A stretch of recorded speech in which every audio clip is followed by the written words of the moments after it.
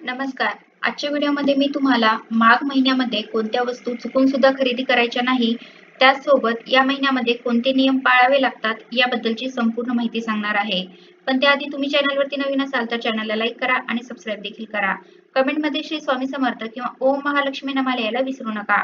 21 जानेवारीला बुधवारपासून माघ महिना सुरू झालाय. माघ महिन्यामध्ये चुकून सुद्धा या वस्तू खरेदी करू नका, नाहीतर आपल्याला खूप पश्चाताप होईल. माघ महिन्यामध्ये या वस्तू खरेदी करणं हे खूप अशुभ मानलं जातं. या उलट तुम्ही काही वस्तूंचं दान पण करू शकता. तर ही सगळी माहिती मी तुम्हाला आजच्या व्हिडिओमध्ये सांगणार आहे. माघ हा महिना खूप महत्त्वाचा आहे, कारण या काळामध्ये विविध सणवार केले जातात. यासोबतच या महिन्यामध्ये काही नियम पाळावे लागतात. काही नियमांचं पालन आपल्या घरामध्ये केल्यामुळे सुख समृद्धी नांदत असते. जसं की मी तुम्हाला सांगितलं, 21 जानेवारीपासून माघ महिना सुरू झालाय. तर माघ महिन्याचं महत्त्व काय? या महिन्यामध्ये स्नान, दान या आध्यात्मिक कार्यांना खूप महत्त्व दिलं जातं. माघ महिन्यामध्ये काही गोष्टी आवर्जून करायच्या आहे, काही गोष्टी टाळायच्या आहे. तर या महिन्यामध्ये कुठल्या वस्तू खरेदी करू नये, तर या वस्तू खरेदी करणं टाळलं गेलं पाहिजे. तर सगळ्यात पहिली म्हणजे चांदीची काही नाणी, चांदीची भांडी घेणं टाळायचं आहे. पितळची भांडी या महिने खरेदी करू नये, कारण या वस्तू जर तुम्ही माघ महिन्यामध्ये खरेदी केल्या तर त्याचे अशुभ परिणाम आपल्या घरावर होतात. घरातल्या प्रत्येकाला काही ना काही अडचणींना, दुःखांना सामोरं जावं लागतं. यासोबतच या माघ महिन्यामध्ये मुळा, त्यानंतर मद्यपान, मांसाहार वगैरे करणं टाळायचं असतं. बरेच लोक कांदा लसूणचे सुद्धा या महिन्यामध्ये नियम पाळत असतात. तुम्हाला शक्य होईल तितक्या गोष्टी पाळा.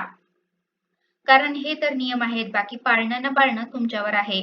पण या वस्तू जर आवर्जून खरेदी करू नका, कारण मग आयुष्यभर आपल्याला गरिबी, दारिद्र्य याचा आपल्याला सामना करावा लागतो, अडचणींचा सामना करावा लागतो. म्हणून माघ महिन्यामध्ये या काही वस्तू, जसं मी तुम्हाला सांगितलं, चांदीची कुठलीही छोटी-मोठी वस्तू किंवा पितळेची भांडी आपल्याला खरेदी करायची नाही.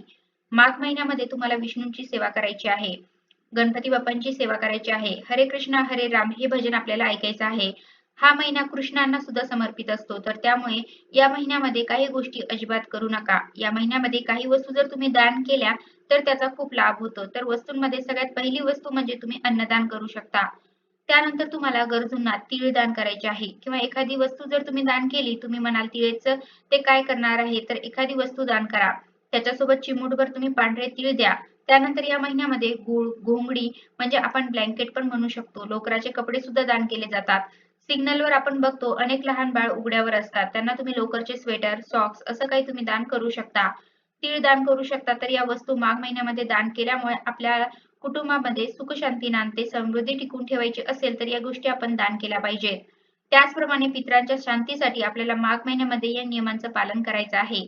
पितरांसाठी काही दिवस हे खूप शुभ असतात, आणि पितृदोष आपल्या डोक्यावर असेल तर आपण किती पण कष्ट केले तरी यश आपल्या पदरात पडत नाही.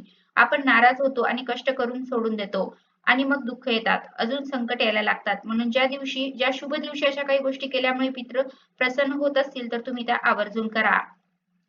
छोटे-छोटे उपाय असतात, आणि दानाने तर पितृ प्रसन्न होतातच. यथाशक्ती जेव्हा जमेल तेव्हा तुम्ही तुमच्या यथाशक्तीने दान करा. एखादा म्हातारा माणूस आहे, म्हातारी आजीबाई आहे, त्यांना तुम्ही काहीतरी चपला दान करा, काहीतरी कपडे दान करा, पाण्याची बाटली घेऊन द्या, अन्न काहीतरी दान करत जा. या छोट्या-छोट्या गोष्टी आपण करू शकतो.